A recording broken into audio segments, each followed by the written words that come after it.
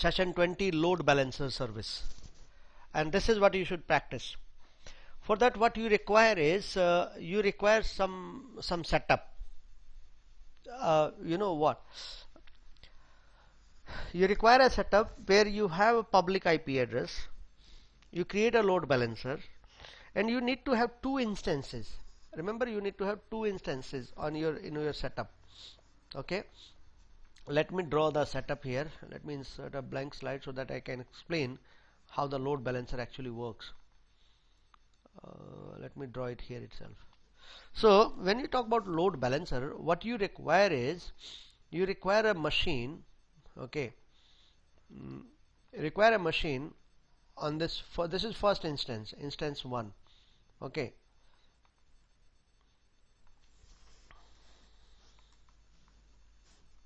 this is instance 1, and then we have, and this also have website, and let's say page says website 1. Website 1 is configured on this instance. Then we create another instance. Okay, we create another instance. This is instance 2. Instance 2, and then website 2.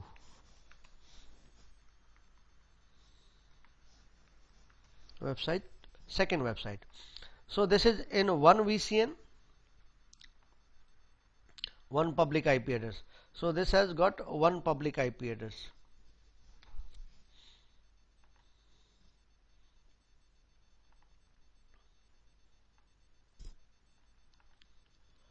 Alright, and this have another.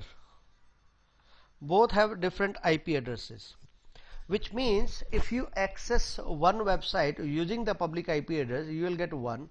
If the public IP address of this, let me add the public IP address to this, just to explain the concept. So here the public IP address is, let's assume, is 135.34.2.146.90. Similarly, this also have a public IP address, different public IP address, this instance, and let's say this IP address is 30. Now if we have, quite simply, if this is the public IP address, when we access this website, it will show the page website 1. If we access this using this public IP address, it will show website 2. Right? But this concept of load balancer overall is about basically what? It says that you create replica of the website, that this should be the same contents, everything same. For verification purpose, we will be creating two different websites to understand from where the website actually, which instance is actually serving the website. That's what our test will be. So therefore, our demonstration purpose, you will be creating two different websites, so that when you reach out to that load balancer,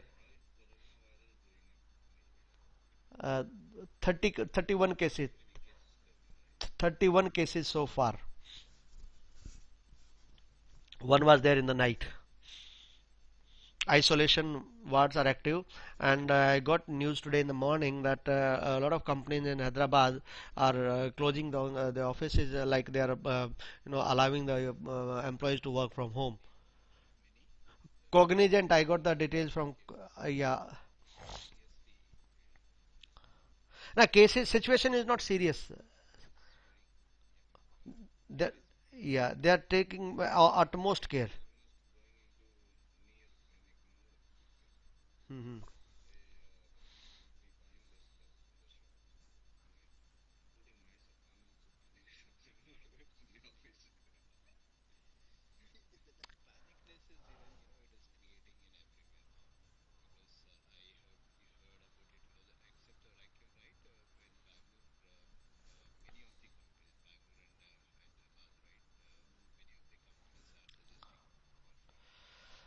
Okay, team.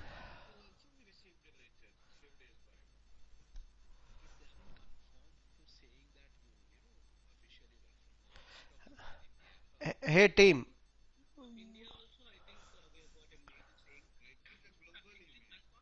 Team.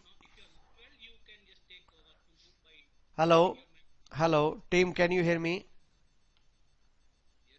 Okay, okay. Let's start. In fact, I started and I thought you were listening, but my mic was on mute. I did not notice that. When you started talking about Corona, I thought, what is happening? Then I checked my mic; it was on mute. But anyway, that's good. That gives me, because I was creating the scenario, right?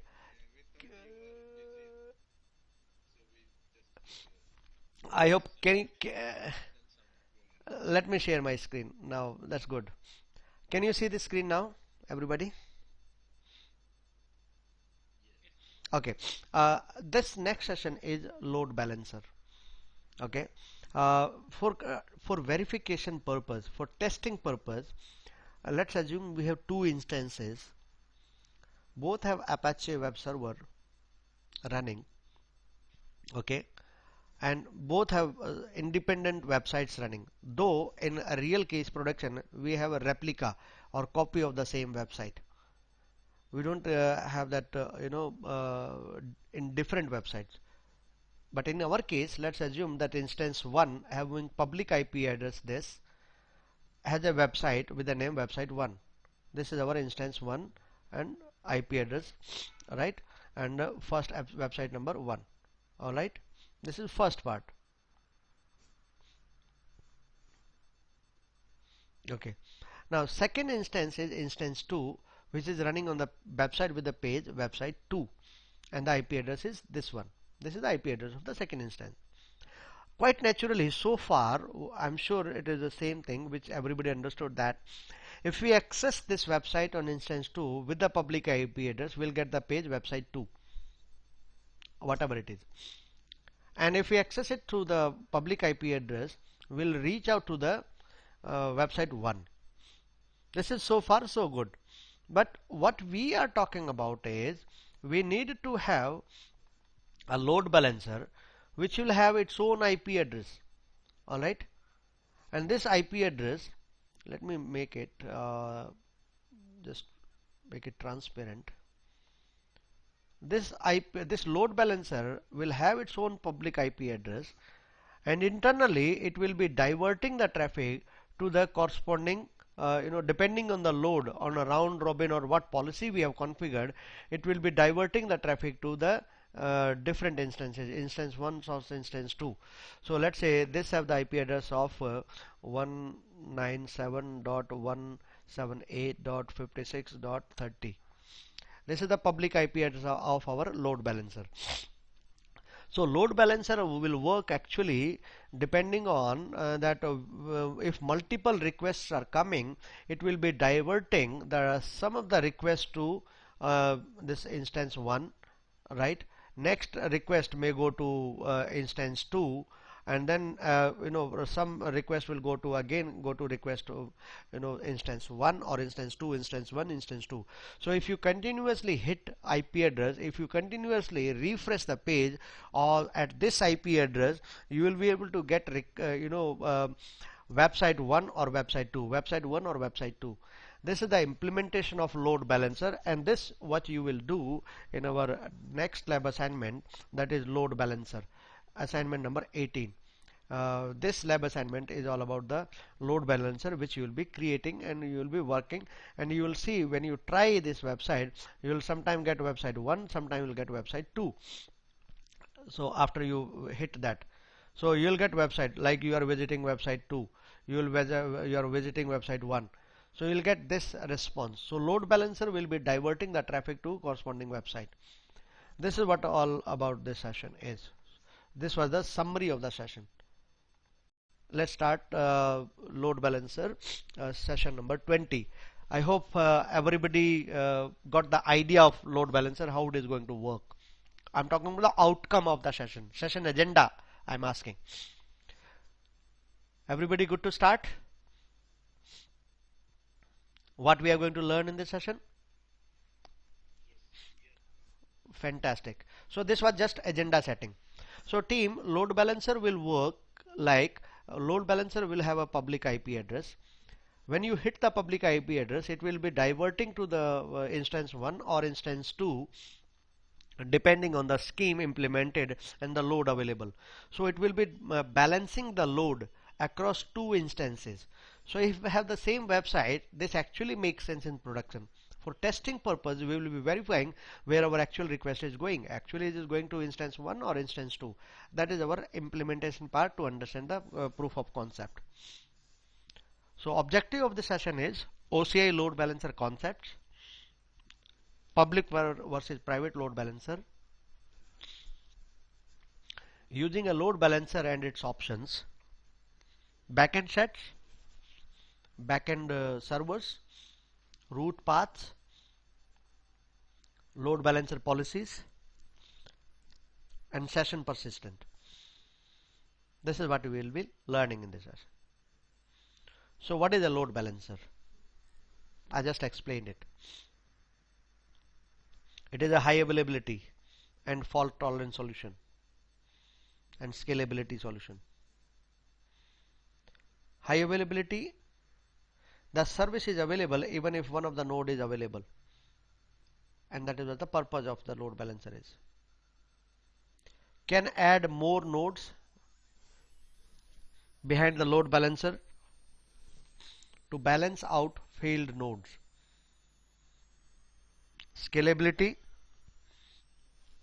it as required, more nodes can be added to handle increase in workload. Nodes can be removed when the workload reduces.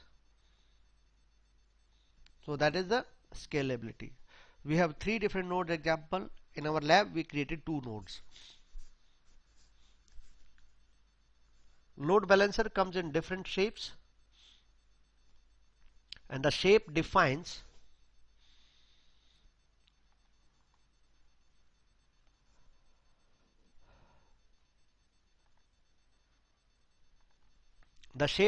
total provisioned, give me a second, let me adjust.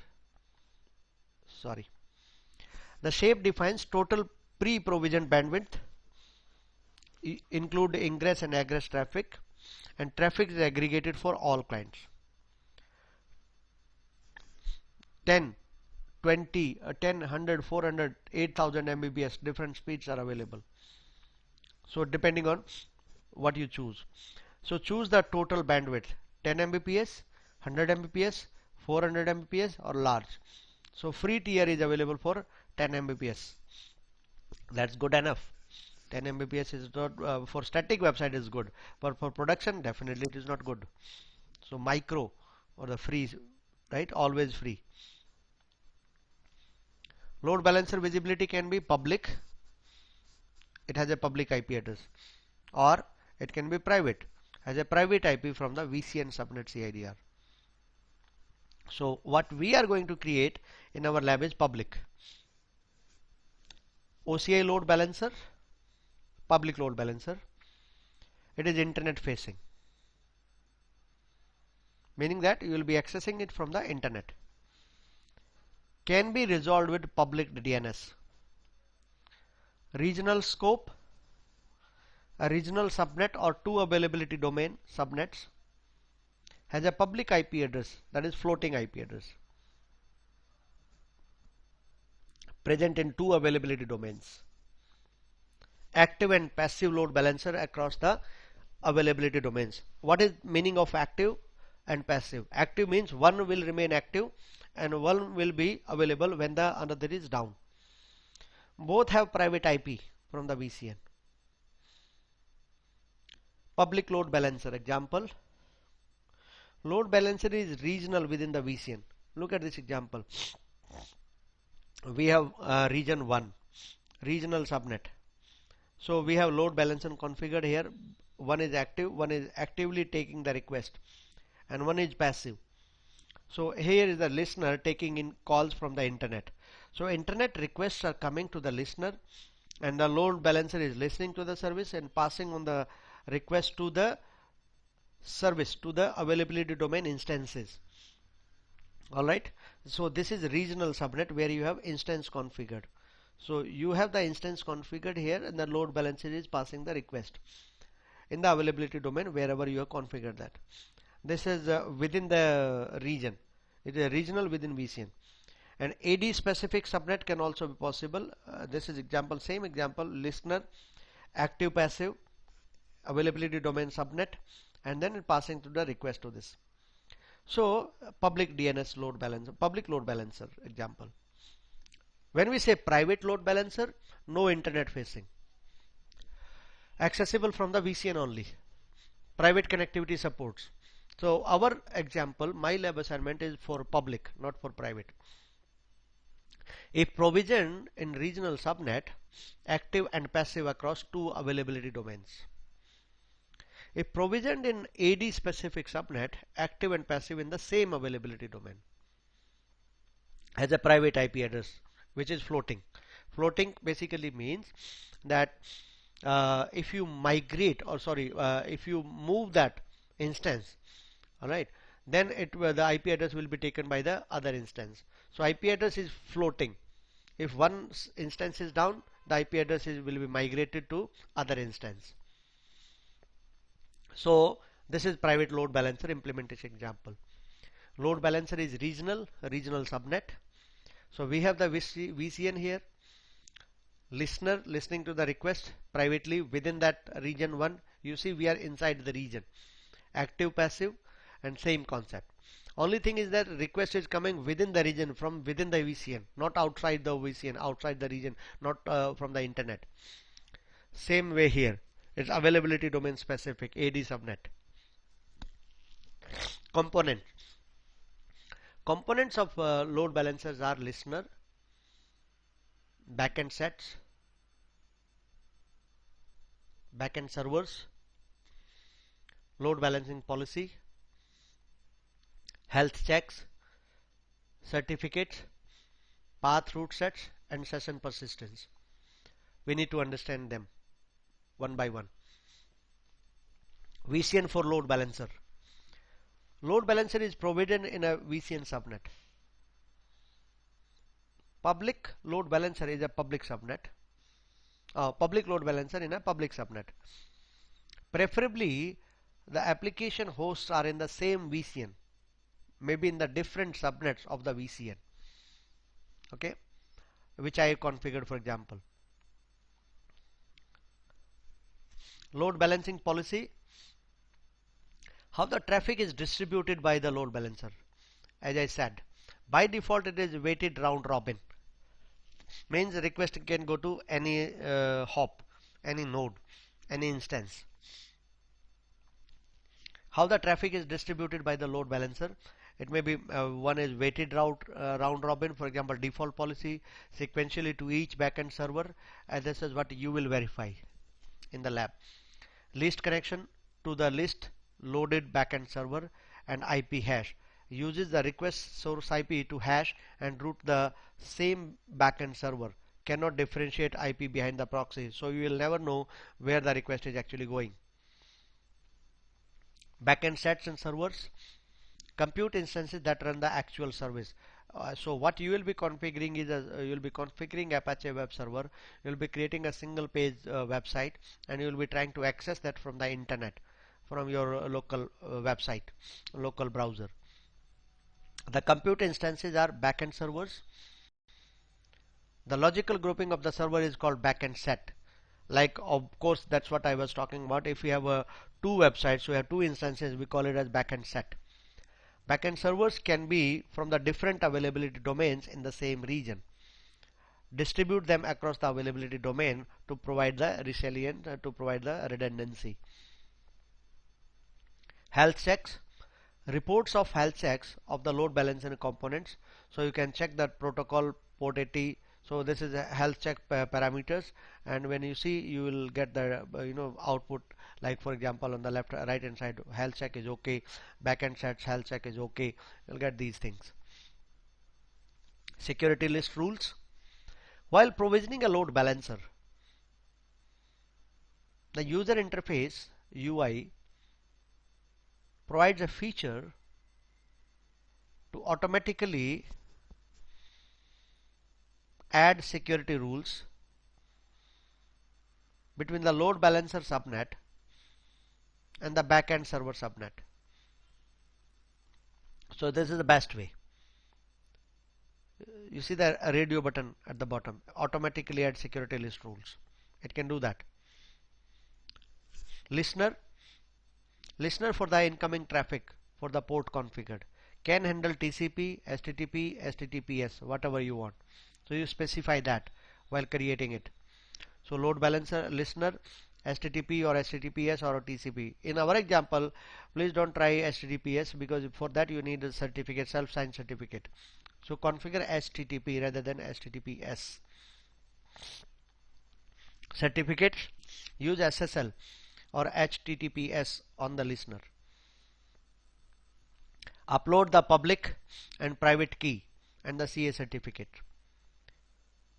OCI support .pem, .cer, .crt, all these formats are supported. So if you have certificate, you can upload them. One load balancer for multiple applications, even that is possible. So we have backend set 1, one application is running. We have backend set 2 where another application is running, and we can create a load balancer for both of them. 3 nodes in the first application, 3 nodes for the second application. We still can have load balancer. So can be implemented using one or more options. Virtual host name to listener, or we create path rule sets. Path route rule, sorry. Multiple listeners for the load balancers can be configured. What is a path route set? It is a set of rules to route the traffic to the correct backend set without using multiple listeners or load balancers. This is for that purpose. Go back here. What we are configuring here is we have a load balancer. We have 2 applications running. So how do we decide where the request should go? Should it go to application 1 or application 2? So we need to specify route rules for this purpose. Like if the request is coming for this particular port number, or this is the request details, then it should go to first application. So that means a kind of security guard standing on the gate and diverting the incoming person to the right location based on where he has to go. So here we are talking about the again path route set of rules to route traffic to the correct backend set without using multiple listeners or load balancer, using virtual host or path route set rules or combination of both. So here we specify path route rule, sorry, exact match or force longest prefix match or prefix match or suffix match. So we specify that, and we specify the string, and accordingly it will divert the traffic. Session persistence. It is a method to route all requests from particular client to the same backend server. Require load balancer in HTTP mode with cookies driven persistence, session persistence. So here we have the options for this session persistence. To enable cookies based session persistence, specify whether the cookie is generated by your application server or by the load balancer. So in your load balancer can create the generate the cookies for you. To disable session persistence, generally we keep this mode on. We don't enable session persistence.